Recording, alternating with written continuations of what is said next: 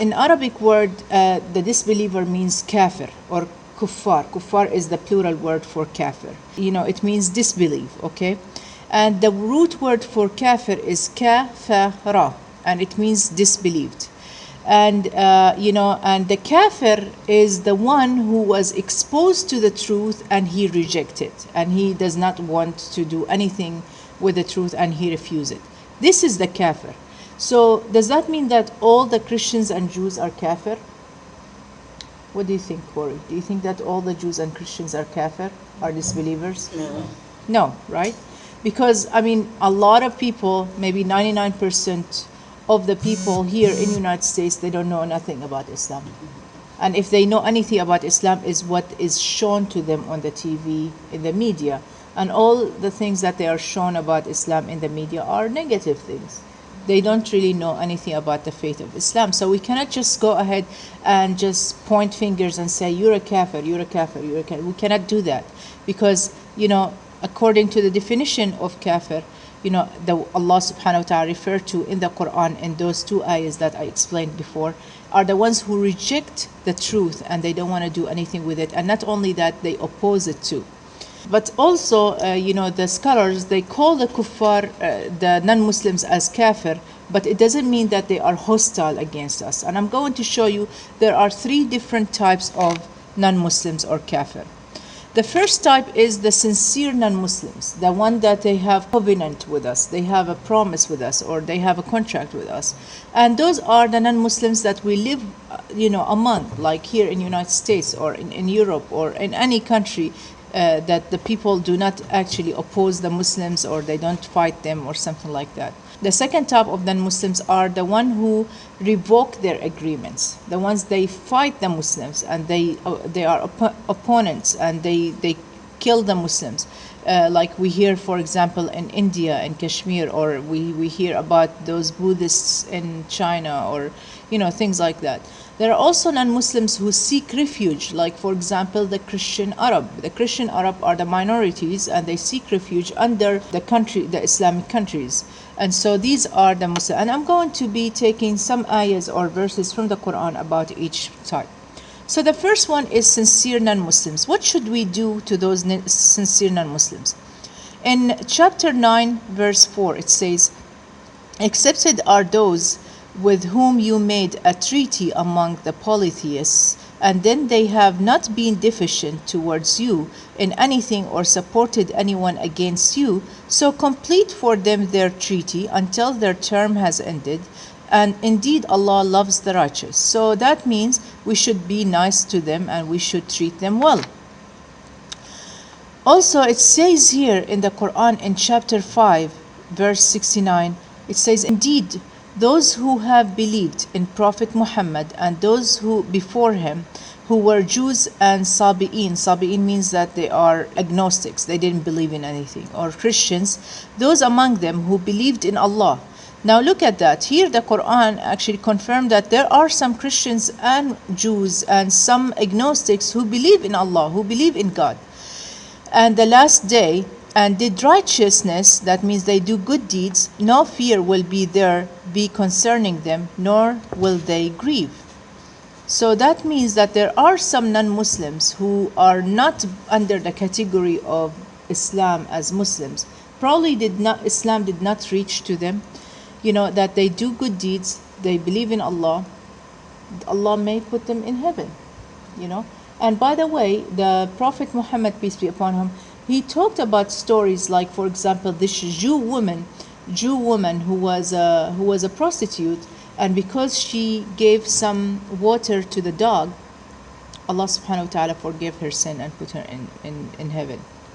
So in other words, we have some people who are non-Muslims could go to heaven. So we cannot just go and say, oh, because they disbelieved in Islam or because they are disbelievers, they're going to hellfire. And then here about the non-Muslim who seek refuge. Like, for example, let's say that we live in an Islamic country and there are some group of non-Muslims, they came as refugees, or like the Christian Arab, for example, who live in Islamic country as minorities and things like that. What should we do with them? It says here, "And if any one of the polytheists seeks your protection, then grant him protection. So that means we should, as Muslims, protect those who are not Muslims, so that he may hear the words of Allah. Then deliver him to his place of safety. That means we should continue and be good to them until the end. That is because they are people who do not know. How do we make the non-Muslims hear the words of Allah, as is the Quran says? By being good citizens, by being good people towards them, by making also da'wah to them. Da'wah means like to call them to Islam. How do we call them by Islam? It is not necessarily to come and tell them, hey, I want to come and talk to you about Islam. Islam means this and that. But no, by our treatment to them, our good deeds to them, our being a good neighbor to them, that's more than enough to show them that we are good Muslims and good citizens. Look what the Quran says about the Torah and about the Jews. You know, the non-Muslims, like especially the Islamophobes, they believe that, oh, Muslims all the time talk in the Quran against the Jews and against, you know, the people of the Torah and things like that. But look what the Quran says here in the same chapter, chapter 5, verse 44. It says, indeed we sent down the Torah, in which was guidance and light.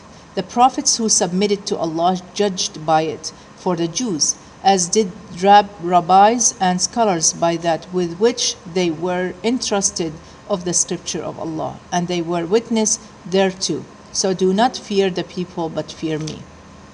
Also, look what it does say about the gospel.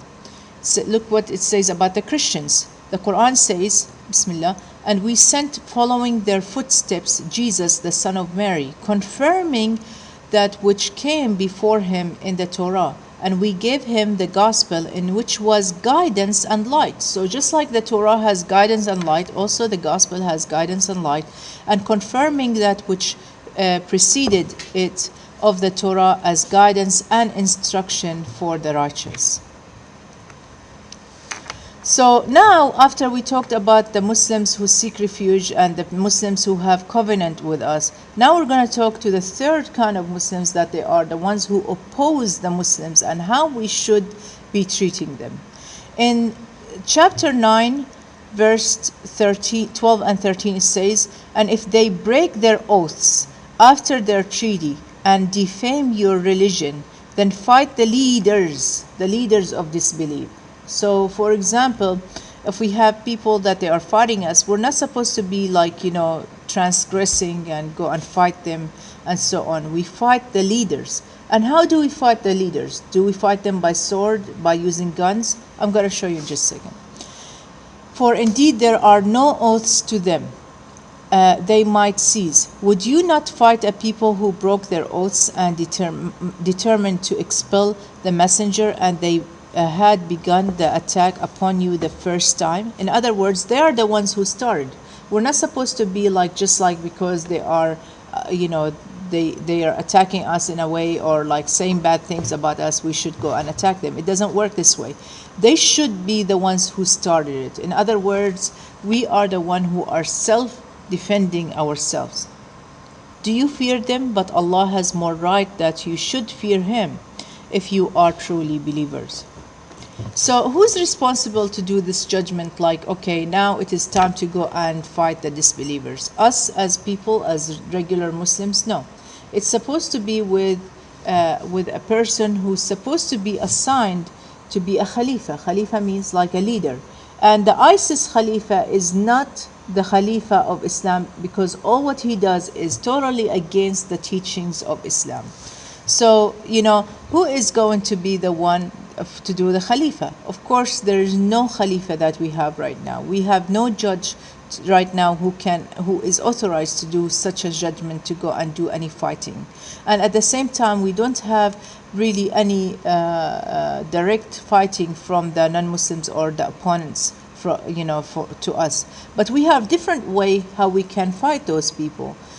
So if they fought us with media, we should fight them the same way. We fight them with the media. We make media that, show the real Islam and show the true citizens of Islam and the true beliefs of Islam.